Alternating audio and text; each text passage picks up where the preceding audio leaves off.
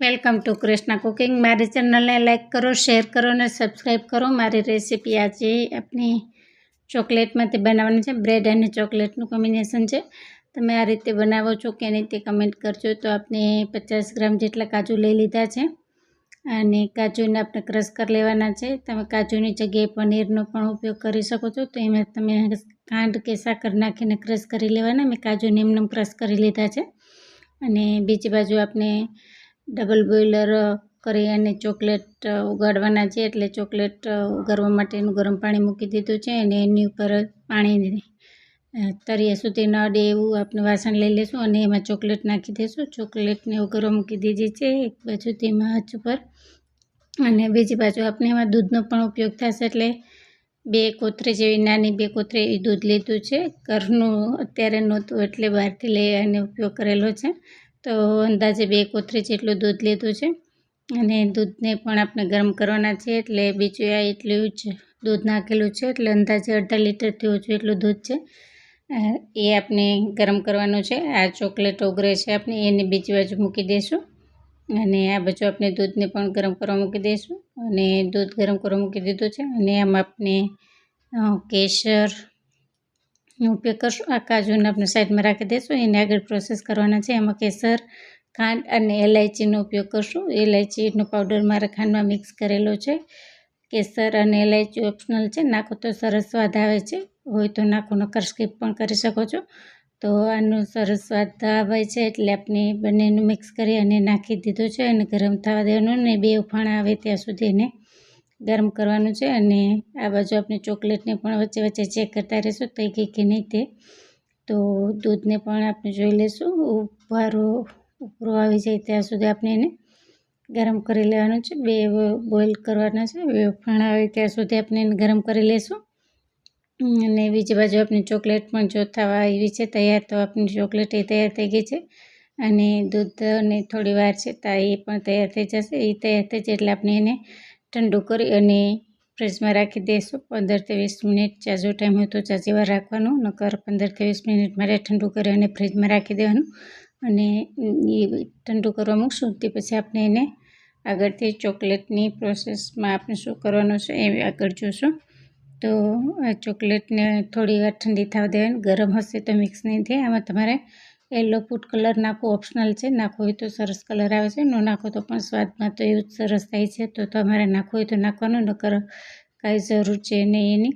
અને આપણી ચોકલેટ એ સરસ થઈ ગઈ છે, થોડી એવી ઠંડી થવા દેવાની, કાંઈ ઉતાવળની જરૂર નથી।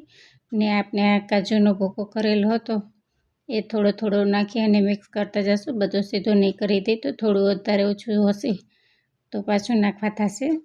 અને ખાંડની જરૂર નથી, વ્હાઈટ ચોકલેટ કમ્પાઉન્ડ લીધું છે, એમાં મારે થોડુંક વધેલું હતું, આગળ પ્રોસેસ કંઈક કરેલી હતી એમાં, તો એમાં લાઇટ પિંક કલર પણ હતો, એટલે મારે આમાં થોડોક પિંક કલર નાખી અને એના બોલ બનાવવાની છું। તમે સાદા વ્હાઈટ કલરના પણ બનાવી શકો છો અને ચોકલેટનું હોય તો એની જગ્યાએ ખાંડનો પણ ઉપયોગ કરી શકો છો।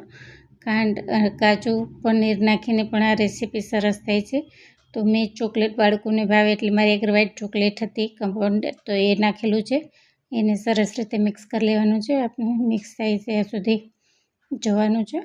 થોડું જરૂર પડે તો ભૂકો નાખવાનું અને મિક્સ ન થાય તો થોડું દૂધ પણ નાખી શકો છો, પણ મારે એમને સરસ બધું મિક્સ થઈ ગયું છે, માપે જ છે બધું।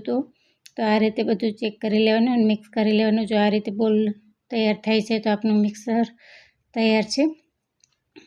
આ રીતે ચેક કરી લેવાનું, નકર થોડું એવું દૂધ થોડું જ નાખવાનું, બહુ વધારે નહીં નાખવાનું। તો આ રીતે મારે બોલ તૈયાર થઈ જાય એવું થઈ ગયું છે તૈયાર। તો આમાં મારે થોડોક પિંક કલર નાખવો છે, તો હું પિંક કલર નાખું છું, ઓપ્શનલ છે, કલર નાખો તો પણ ચાલે, ન નાખો તો પણ ચાલે। તો લાઇટ પિંક કલર કરવા છે મારે, તો 2 થી 3 બૂંદ આપણે કલરના પણ એડ કરી દઈશું। તો આ રીતે પણ તમે કરી શકો છો, નાના બાળકોને પણ આ સરસ પસંદ આવે છે। તો ક્યારેક સન્ડેને કાંઈ નાસ્તો ન હોય અને કાંઈક અલગ ખાવાનું મન થાય તો તમે આ રીતે પણ બાળકોને આપી શકો છો। અનહેલ્ધી તો ન જ કહેવાય, થોડુંક હેલ્ધી અને થોડુંક અનહેલ્ધી બંને મિક્સ છે, તો પણ આ ઘરની તો કહેવાય જ, વસ્તુ બનાવેલી છે એટલે તમે રોટલીનો પણ ઉપયોગ કરી શકો છો, રોટલીને તમે થોડી એવી ગરમ કરી અને પછી એમાં સ્ટીક લગાવીને પણ તમે બોલ બનાવી અને તૈયાર કરી શકો છો. મેં અત્યારે બ્રેડનો ઉપયોગ કરેલો છે.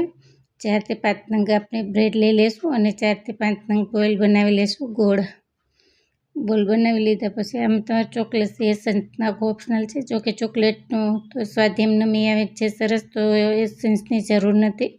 તો આ રીતે આપણે નાના નાના બોલ બનાવી લઈશું સરસ આપણા બ્રેડની સાઇઝમાં, મતલબ બ્રેડની અંદર આપણે બોલ અંદર રાખી અને પેક કરવાના છે.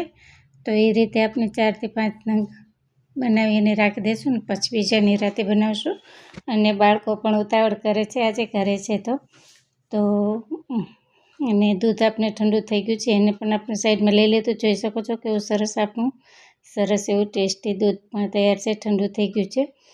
તો બોલ તૈયાર કરી લીધા છે. બ્રેડ આપણે લઈ લીધું છે અને બ્રેડ ઉપર આપણે થોડું થોડું દૂધ લગાવી અને બોલ અંદર મૂકી અને પ્રેસ કરતા જશું. તો એ રીતે બોલ બનાવી અને આપણે અંદર રાખતા જશું. વાસણ જે આપણે બાજુમાં રાખેલું છે એમાં અને બ્રેડની કોર કાઢી લેવાની છે. એને કોર કડક હોય છે તો નથી થતું. તો આ રીતે તમે પણ થોડું થોડું દૂધ આ રીતે રાખી અને નિતારી લેવાનું. પછી બોલ મૂકી અને આ રીતે પેક કરી દેવાનું. થોડી વાર નહીં થાય પછી સીધું થઈ જશે. તો આ રીતે તમે પણ બનાવી શકો છો.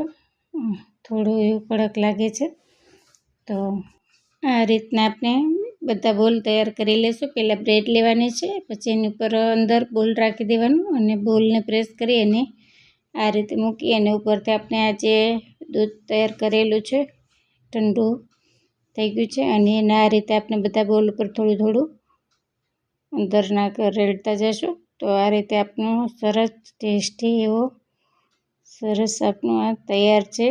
અને શું કેવું એનું મને નામ કમેન્ટ કરજો. મને તો આ ભાવે છે પણ નામની ખબર નથી, તમને ખબર હોય તો કમેન્ટ કરજો. તો આ રીતે બાળકોને પણ બહુ જ પસંદ છે. અમે ચોકલેટ બોલ કહી છે, તમે શું કહો છો? બ્રેડ બોલ કહી શકો, ચોકલેટ બોલ કહી શકો કે બીજું કંઈ નામ આપવું હોય તો તમે કમેન્ટ કરીને મને કહેજો. તો મારી રેસીપી તમને કેવી લાગી તે પણ કમેન્ટ કરજો. લાઈક કરો, શેર કરો અને સબસ્ક્રાઈબ કરો. પછી આપણે એની ઉપર આપણે સિલ્વર જે વેપર ઓલું આવે છે એ લગાડવાનું વર્ક આવે છે એ લગાવી દઈશું. હોય તો લગાવો, નકર ઓપ્શનલ છે. અને પિસ્તાની કતરણી પણ મારી પાસે હતી તો મેં એ પણ નાખેલી છે. લગાવો તો સરસ ડેકોરેશનમાં લાગે છે અને જોતાં પણ ખાવાનું મન થઈ જાય એવું છે. તો બાળકોને પણ એમને મેં સરસ પસંદ આવે છે. તો તમે બ્રેડની જગ્યાએ રોટલીનો પણ ઉપયોગ કરી શકો છો. તો એને તમારે ગરમ કરી અને પછી સ્ટીક લગાવવી પડશે, નકર ખુલી જશે. થોડી કાચી પાકી કરીને પણ તમે કરી શકો છો. ઉપરથી આપણે પિસ્તાની કતરણ અને મારી પાસે કલર શુગર હતા, સ્ટ્રીક આવે એ પણ મેં નાખેલી છે. તો તમે આ રેસીપી કેવી લાગી તે કમેન્ટ કરજો.